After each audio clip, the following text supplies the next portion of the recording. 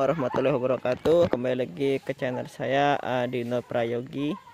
Pada kesempatan kali ini kita berkunjung ke salah satu sahabat kita yang sudah membeli bibit per kita. Kemudian sekarang kondisinya umur 1,5 tahun, pohonnya sudah berbuah ya teman-teman. Ini jenis aligator.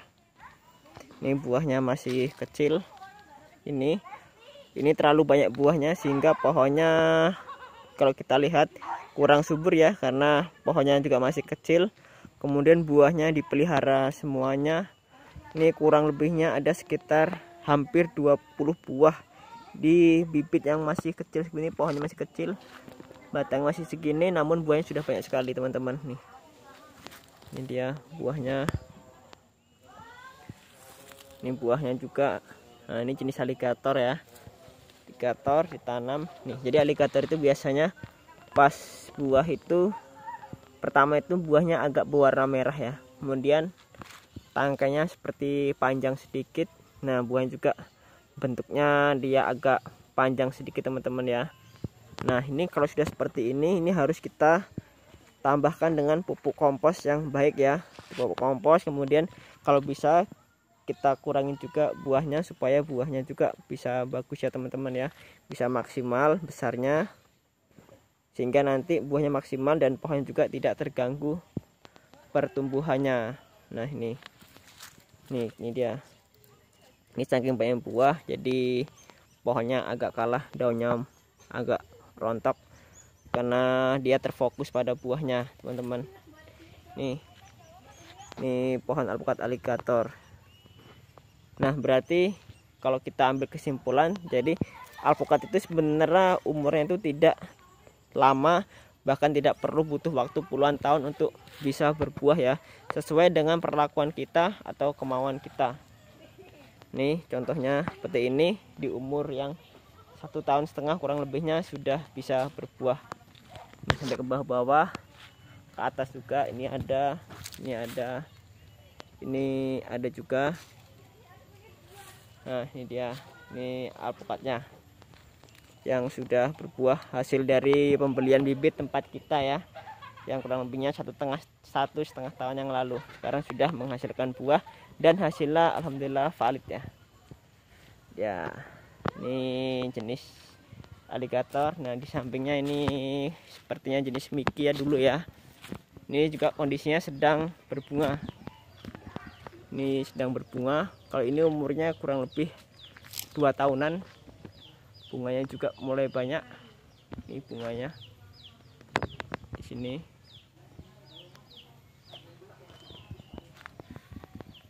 Ini bunga juga di umur yang ke-2 tahun. Ini juga bunga, hampir setiap bagian berbunga.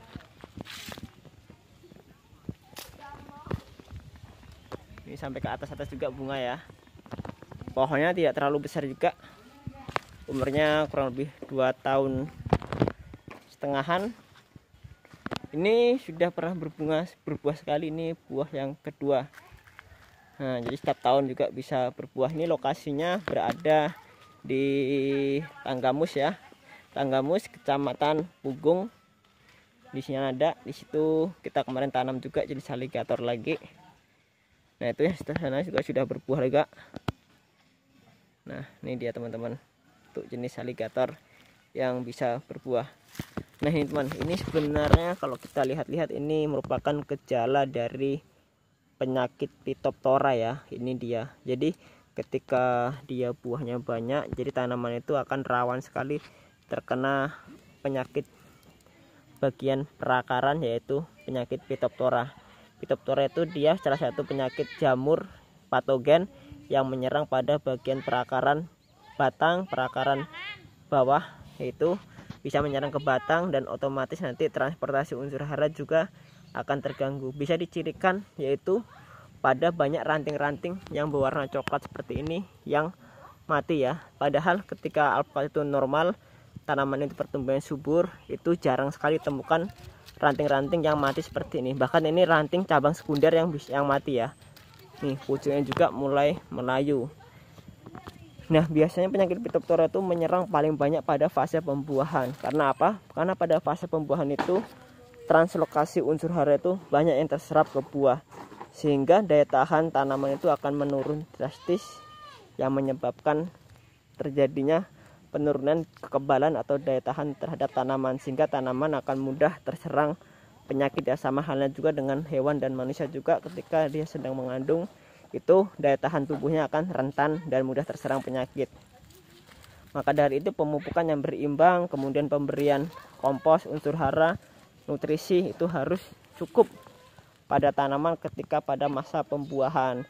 Itu fungsinya kita melakukan perantingan pembuahan juga, sehingga nanti tidak terlalu banyak buah yang terbentuk, yang proporsi makanan atau nutrisinya juga akan terbagi secara rata antara buah dan tanamannya, sehingga nanti tanaman tetap berjalan pertumbuhannya, buah juga bisa maksimal, dan tanaman juga bisa mempunyai daya tahan terhadap serangan pada beberapa penyakit pada alpukat seperti Pythium, Phytophthora, dan yang lain. Kalau sudah seperti ini, langkah yang pertama yang harus kita lakukan yaitu kita sanitasi lahannya. Ini kita sanitasikan, kita bersihkan, kemudian kita aplikasikan fungisida pada perakaran tanaman itu. Bisa menggunakan dengan fungisida hayati seperti Trichoderma, Glycadium, atau juga bisa kita gunakan untuk fungisida sintetis seperti Nordok atau tembaga sulfat, atau dan Diten juga bisa. Nah, namun kita seperti ini, alangkah baiknya saya sarankan untuk menggunakan kimia saja ya, karena ini sudah terserang, yang kalau tidak tanggapi secara cepat akan berakibat fatal pada tanaman kita sendiri ya. Maka dari itu harus cepat penanganannya. Nah, sebelum ini terjadi, yaitu kita lakukan pencegahan dahulu, kita sanitasi, kita jaga kebersihan lingkungannya, kemudian kita berikan nutrisi yang cukup, kita berikan juga agen-agen hayati seperti Trichoderma yang baik juga. Trichoderma akan tumbuh secara subur, akan bisa berkembang biak dalam media tanam apabila tanaman itu mengandung bahan organik yang cukup, baik itu dari pupuk komposnya maupun dari ketersediaan bahan organik pada tanah kita sendiri. Maka itu menjaga kesuburan tanah itu sangatlah penting juga untuk sebagai kelangsungan dari tanaman mikroorganisme yang menguntungkan bagi tanaman kita sendiri. Oke, mungkin sekian dulu ya video kita kali ini tentang review hasil pohon alpukat alligator dan Mickey yang umur 1,5 tahun sudah bisa berbuah banyak seperti ini, walaupun juga tanamannya sedang dalam keadaan yang sakit.